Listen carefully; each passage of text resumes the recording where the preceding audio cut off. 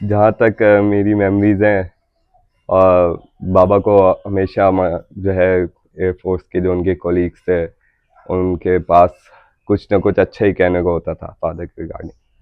उनका एयरफोर्स का करियर उन्होंने स्टार्ट किया अपनी फाइटर जेट्स पे, F-35, F-36, F-6 और मुशाक T-37 और numerous hundreds of thousands of flying hours. और उसके बाद फिर रेस्क्यू स्क्वाड्रन में शिफ्ट हुए जहाँ हेलीकॉप्टर भी उन्होंने उड़ाया। फिर उसमें उनका एक किस्सा है जहाँ पर हेलीकॉप्टर का रोटर फेलियर हो गया था, फ्लाइंग हेलीकॉप्टर का रोटर फेलियर।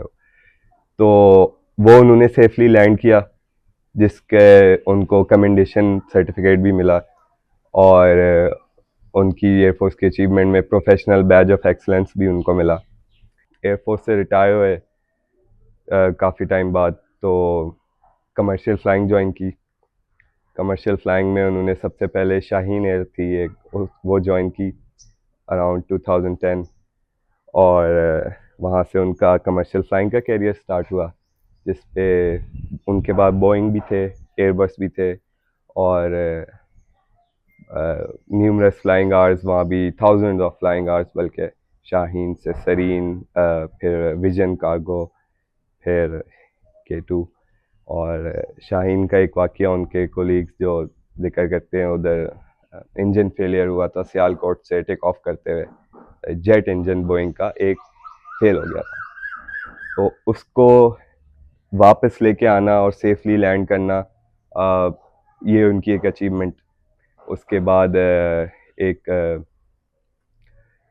लोकलाइज़र होता है, इंटरसेप्टर लोकलाइज़र, वो फेल हुआ, तो उसमें उन्होंने वो मैनेज किया।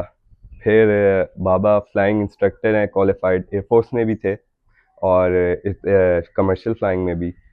और उनके पास सेफ्टी, क्रू रिसोर्स मैनेजमेंट, इस सब चीज़ों के कोर्सेज हैं और सेफ्टी, फ्लाइट सेफ्टी के कोर्सेज हैं, बेतहाशा कोर्सेज हैं। वो तो मैं आपको मतलब उनकी सीवी खोल के दिखाऊं तो उनके पास सेफ्टी और क्रू रिसोर्स मैनेजमेंट से रिलेटेड बहुत सारे कोर्सेज उन्होंने किए हुए हैं, सर्टिफाइड कोर्सेज जो हमारी अथॉरिटीज़ के civil through. Aviation. Civil aviation sir, बिल्कुल। लाइफ लोगों को लगता है कि इजी है और बहुत लग्जरियस है, उसमें वो हमारी बहुत मेन मेन इवेंट्स, बर्थडेज वगैरह तो चलें छोटी मोटी चीज़ें हैं, उसमें बहुत हमारे रिश्तेदारों में शादियाँ, अस्तगफुरुल्लाह, फ्यूनरल्स वगैरह, और उसमें भी अब वो फंसे हैं, फ्लाइट पे हैं तो कुछ नहीं कर सकते, नहीं आ सकते। कोई मसला हो गया खुदा ना खास्ता घर में और वो फ्लाइट पे हैं, तो मतलब ये सारी चीज़ें उनके लिए भी आसान नहीं, हमारे लिए भी आसान नहीं, जाहिर सी बात है।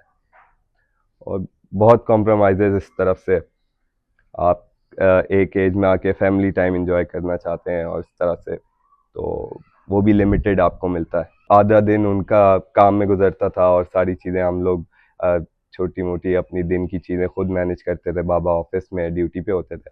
सबसे ज़्यादा प्राउड मोमेंट कह लें आप, हमने जब उनके साथ फ्लाइट्स ली, बहुत पुरानी बात कर रहा हूँ, अभी तो कार्गो इसमें पैसेंजर फ्लाइट्स नहीं होती, तो हम पैसेंजर्स थे और बाबा फ्लाई कर रहे होते थे। तो वो बड़ा प्राउड मोमेंट होता था, वो सारी अनाउंसमेंट सुनना उनकी और किस तरह से पूरा मैनेज होता है फ्लाइट, स्टार्ट से लेके एंड तक, दुआ, सफ़र की दुआ माइक में पढ़ के, और इंट्रोडक्शन, मेरा नाम ये है और हमारी फ़्लाइट इतनी देर की है और इंशाल्लाह हम इतनी देर में पहुँचेंगे। तो और ये जानना कि वो हमारे अब्बा हैं जो ये बात कर रहे हैं, तो बड़ा मज़ा आता था। ये मेरी बहुत खूबसूरत मेमोरीज़ है।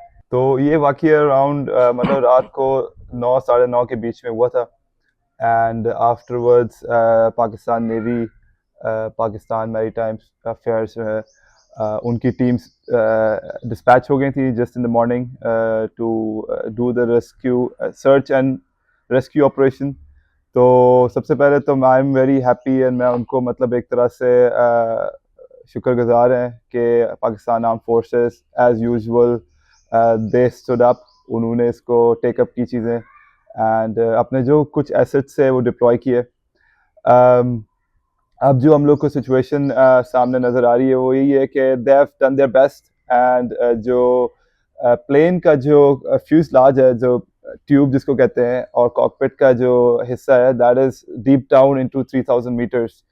और उसकी इक्विपमेंट अगर जैसे पाकिस्तान के पास इंटरनली नहीं है मौजूद उस तरह की चीज़ें, तो we would like to first of all appeal government of Pakistan और जो आपकी आर्म फोर्सेस हैं कि प्लीज़ आप जो फ्रेंडली नेशंस हैं इनको रीच आउट करें।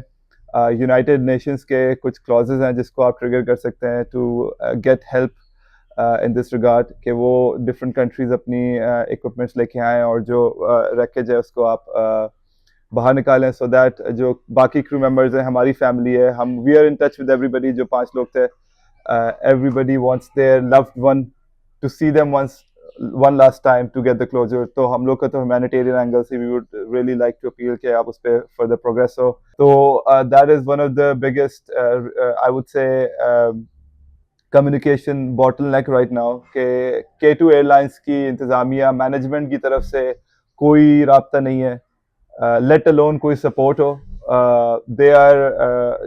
they have complete silence right now, और वाकया तकरीबन 2 हफ्ते हो गए, और 2 हफ्ते के बाद भी अगर if there is a complete silence, तो आपको एक you get to raise eyebrows कि यार why are they not reaching out, why are they not talking to the families।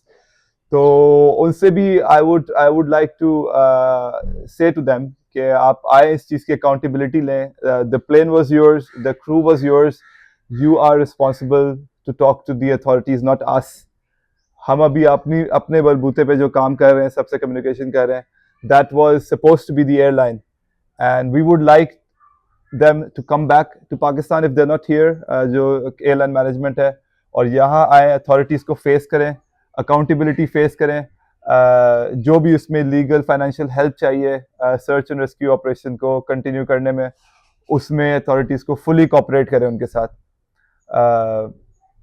तो हमारी तो यही उनसे एक मैं कहूँगा they should do this definitely.